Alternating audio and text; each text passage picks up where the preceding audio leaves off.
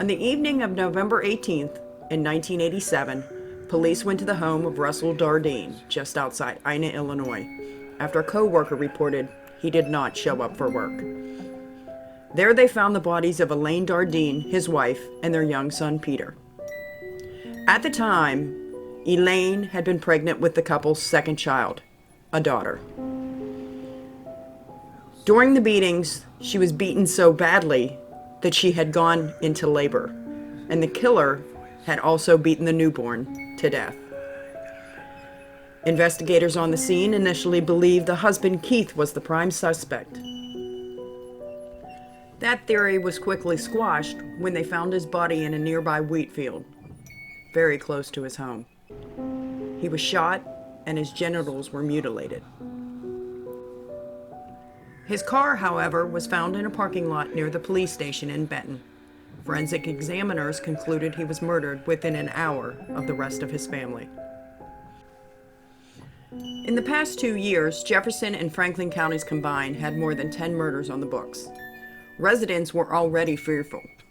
They had many psychological effects from the murders, and many turned to buying firearms for protection. Police ruled out many motives, including a satanic cult. Investigators on the scene also ruled out rape and robbery as a motive. In the early 2000s, following his death sentence for killing a teenager in Texas, Tommy Lynn Sells was identified as a suspect. However, he was never charged with the quadruple homicide because authorities in Texas would not let him leave to go to Illinois to assist authorities on this case. This case remains unsolved. In 1987, Elaine became pregnant with their second child. With all the murders going on in the two counties, Keith decided it was time to move. Later that year, they put their home up for sale. Keith told his mother he regretted ever moving to Ina because of the growing violence. And then, on November 18th, Keith did not show up for work. This was unlike him. So much that his own supervisor from work called his parents who lived nearby after calling Keith's house and not getting an answer. His parents told the supervisor they had no idea where he could be. Keith's father called the Jefferson County Sheriff's Department and agreed to meet them at Keith and Elaine's with the house key. When they all arrived at the house, the police went in to find the bodies of Elaine, Peter, and the newborn girl. They were all tucked into the same bed. Elaine was bound and gagged with duct tape. All three, however, were beaten to death with a baseball bat. The bat was found at the scene. Keith was nowhere to be found. Neither was his 1981 red Plymouth. They assumed Keith was at large. Late the following day, hunters stumbled across his body in a nearby wheat field not far from their house. He was shot 3 times. Also, his genitals were severed. His car, however, was found 11 miles south of the Dardeen home. Residents became so frightened, they started carrying shotguns in their cars, having difficulty sleeping, losing weight, and at the very least, not letting their children out of their sight. After joining forces with the Illinois State Police, the local police now had 30 detectives working on the case. They all interviewed around 100 people. Unfortunately, none of the interviews led to anything promising. Only one man was brought into custody, but he was released after questioning. The time of the deaths and the discovery of the bodies were not the only head-scratching clues. A small amount of marijuana was found in the Dardeen house at the time of the investigation, even though the Dardeens had no trace of any drugs in their systems. Also, where was Keith murdered? At the scene of the wheat field, or just drugged there after being shot at another location? In the meantime, at the trailer, the killer or killers took the time to tuck Elaine and the children in the bed. They also cleaned up the scene. Why did they not feel the urgency to leave? The facts are that this was not a robbery. No forced entry, and the back door was left wide open. As personal as this crime sounds, Police never uncovered any evidence of an extramarital affair involving Keith or Elaine. Also, sports-line betting slips were found on the table inside the house. Keith's mother assured the police that her son was too frugal to bet on any sport. The Franklin County coroner ruled out satanic rituals, but did agree with the police that this was very personal.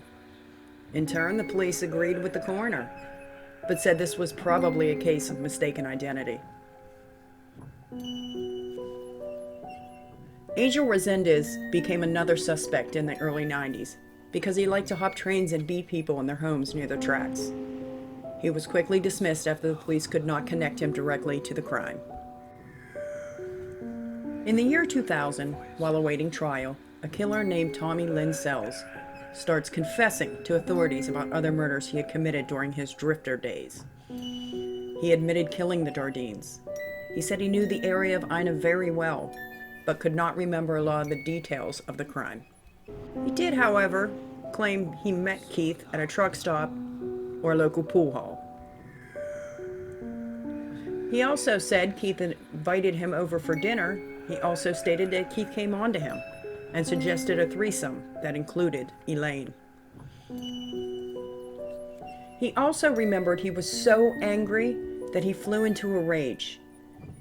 It was then he took Keith at gunpoint and took him out to the wheat field and killed him first. He then stated that he went back to the house and killed Elaine and the little boy. He said he remembers Elaine going into labor, and the reason he killed the newborn is chilling. He was noted saying rage doesn't have a stop button. Unfortunately, Sells tells another version of events to authorities. In this version, there were no proposals, just beating them to death, and then driving Keith's car to the police station. Probably because of his numerous accounts of the crime, police never charged Sells with the murders, but the Jefferson County State's attorney says he is still the #1 suspect. The county deputy sheriff who interviewed Sells said he did, however, state facts that were kept confidential. Sells responded in a newspaper article that because they weren't looking for him and they couldn't tie him to the crime, he just flat out left the area.